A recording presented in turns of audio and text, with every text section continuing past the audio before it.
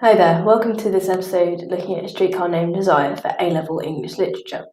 This episode is going to look at assessment objectives. So these assessment objectives are the same across all AS and A-level English literature specifications. These are often shortened down to AO. So if you see AO, AO1, AO2, that means assessment objective. So they're the same across all AS and A-level English literature specifications, which means that these AOs remain the same for specification A and specification B if you're doing the AQA exams. The exams will measure to what extent students have achieved the different assessment objectives. AO1, articulate, informed, personal and creative responses to literary text, using associated concepts and terminology, and coherent, accurate written expression. AO2, analyse the ways in which meanings are shaped in literary texts. AO3, demonstrate an understanding of the significance and influence of the context in which literary texts are written and received. AO4, explore connections across literary texts. And AO5, explore literary texts informed by different interpretations. In this list of assessment objectives, it's perhaps AO5 that's the most important of these in your overall argument, to be aware of these when you're constructing responses. A key term that comes up in many questions is significance or significant. When you're asked to write about this, you should try and explain what it is that makes the question focus on particularly memorable or important and what it signifies. Always bear this in mind when you're developing your argument.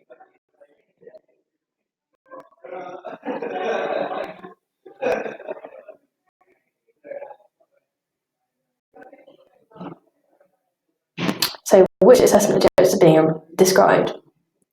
AO1, articulate, informed, personal, creative response to literary texts using associated concepts and terminology. AO2, meanings and the way they're shaped in literary texts. AO3, demonstrate understanding of the significance and influence of the context in which literary texts are written and received. Which one is therefore explore connections across literary texts? This is AO4. AO5 is explore literary texts informed by different interpretations. Now let's take a look at how to structure your answer, and here's some guidance for structuring your exam. Instructions. When it comes to your answers, always aim not to have lengthy and often meaningless introductions, and it's better to quickly focus upon the task. Conclusions. Don't have lengthy conclusions either. If you have a conclusion, then try to avoid repeating or reiterating what you've already said, because you won't gain any further marks to say it. It's better to either deconstruct the question or suggest a further area of investigation if you have time and space you would pursue.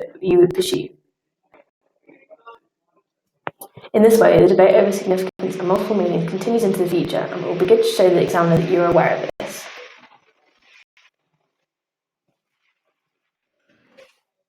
So if you have a conclusion, try to avoid repeating and reiterating what you've already said, because you won't gain any further marks for this.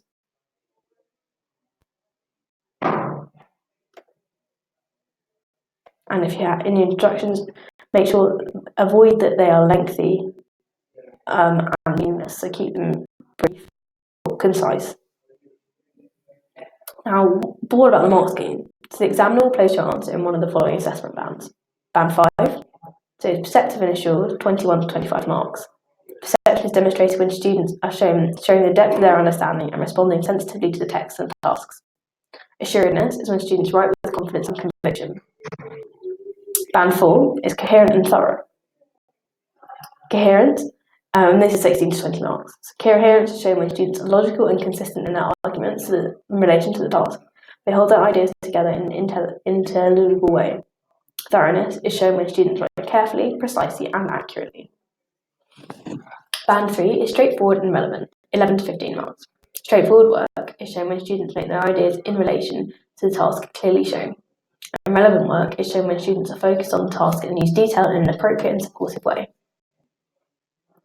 Band 2 is simple and generalised, and this is 6 to 10 marks. Simple work is shown when students write in an unelaborated and basic way in relation to the task, and generalised work is shown when students write without regard to particular details. Finally, Band 1, largely irrelevant, largely misunderstood, largely inaccurate, 1 to 5 marks. Largely irrelevant work is shown when students write in an unclear way with only occasional reference to what is required by the question. Largely misunderstood and largely inaccurate work is shown when knowledge of text is insecure, hazy, and often wrong.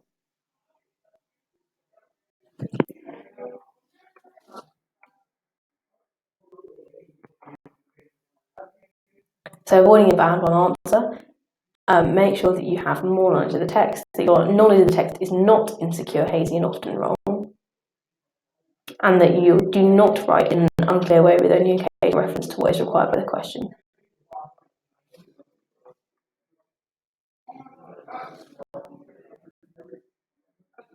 What should you avoid doing in your conclusion? Should you avoid suggesting a further area of investigation, which, if you had time and space, you'll pursue?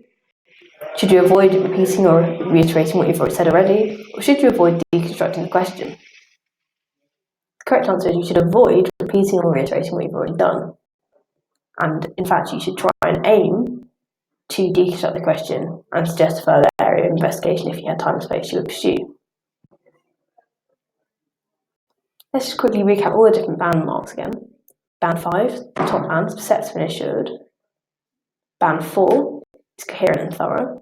Band 3, straightforward and relevant. Band 2, simple and generalised. And Band 1, largely relevant, largely misunderstood, largely inaccurate.